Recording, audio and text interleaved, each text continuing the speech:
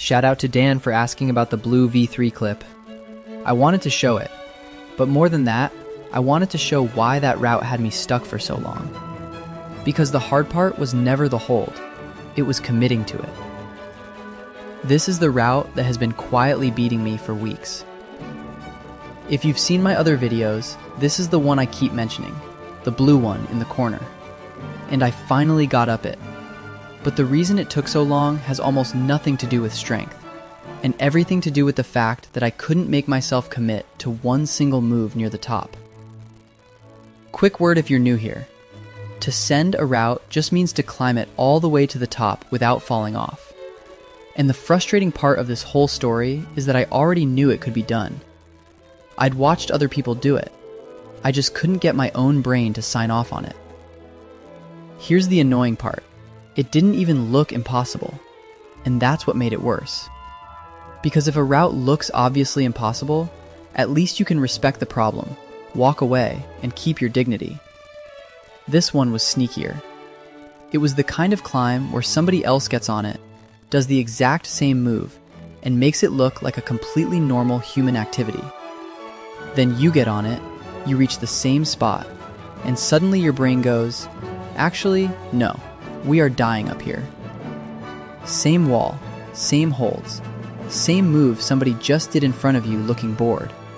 So for a while, the route wasn't beating me physically, it was beating me emotionally, which is a genuinely stupid thing to admit out loud about a piece of plastic in the corner. So let me actually show you where I got stuck. It wasn't the last hold. The finish was fine. The problem was a foothold. A spot up near the top where you have to put your foot and trust it. And it wasn't that the foothold was impossible. It was that it was high enough off the ground that I didn't trust it.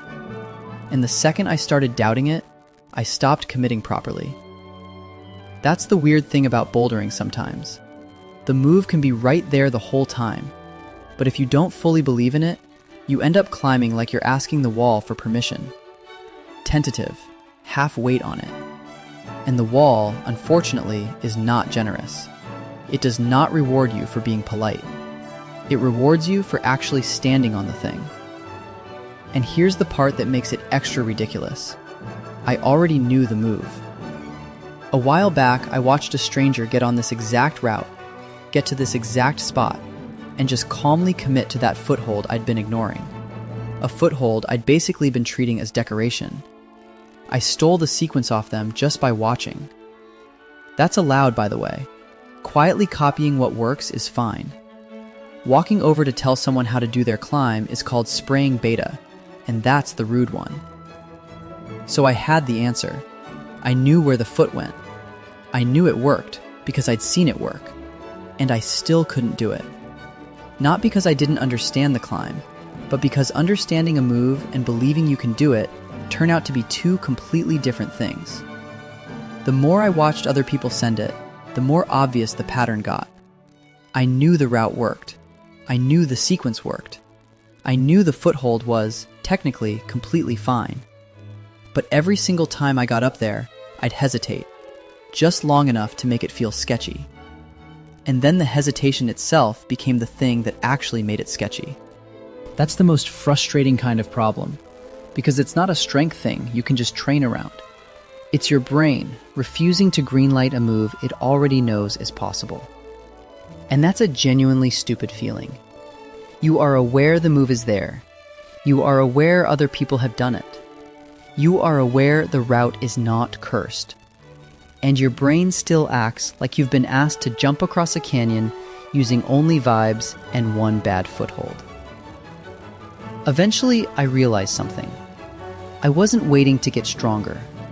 I was waiting to feel confident. And those are really different things. And the confidence one is much more annoying. Because confidence does not show up on a schedule. You can stand at the bottom of the wall for 3 weeks, waiting to magically feel ready, and it just doesn't arrive. Which is funny, because the physical side had actually come a long way. I'd stopped death gripping everything. My hands finally did what I told them. I can pick up a glass of water and decide exactly how hard to hold it now, which, if you've seen my earlier videos, was not always the case. The last thing that hadn't caught up was the part of my brain that decides whether to trust my feet. So at some point, I just stopped waiting for permission from myself and committed anyway. And that's when it finally happened. I get to the foothold, and this time I don't hover. I don't negotiate. I just put my foot on it and trust it. And it holds, obviously, because it was always going to hold. Stand up, reach, done. Blue one in the corner, sent. And I want to be clear about why it worked, because it wasn't dramatic. The route didn't suddenly get easier. The foothold didn't get better. I didn't have some magical climbing breakthrough overnight. I just stopped backing off the move long enough for the move to actually work. That's the whole thing. That's the entire secret. It's almost insulting how simple it turned out to be. So that's why I didn't want this to just be a clean clip of me topping the route. The send matters, sure. But the more interesting part is the gap between watching something work and believing that you can do it yourself. That gap is where I was stuck for 3 weeks. And I don't think it's a bouldering specific thing at all. That felt way more useful to actually talk about than pretending this was a nice little blue V3 highlight. Because it wasn't really about the V3. The V3 was fine. The V3 was patient. It was about me finally getting out of my own way, which took embarrassingly longer than learning the actual move did. So, the route was never beating me because the finish was brutal. It was beating me because I kept refusing to fully trust one foothold high up, even after I'd watched other people stand on it like it was nothing. And the moment I actually committed, it stopped being this mystery in the corner and turned into what it always was. Just another climb I'd been overthinking for way too long. And that's probably the real lesson, if there is one. Sometimes the hardest move isn't the one on the wall. It's the one where you finally stop hesitating long enough to actually try it. If there's a route, or honestly anything, that you've been standing at the bottom of, waiting to feel ready for, tell me about it in the comments.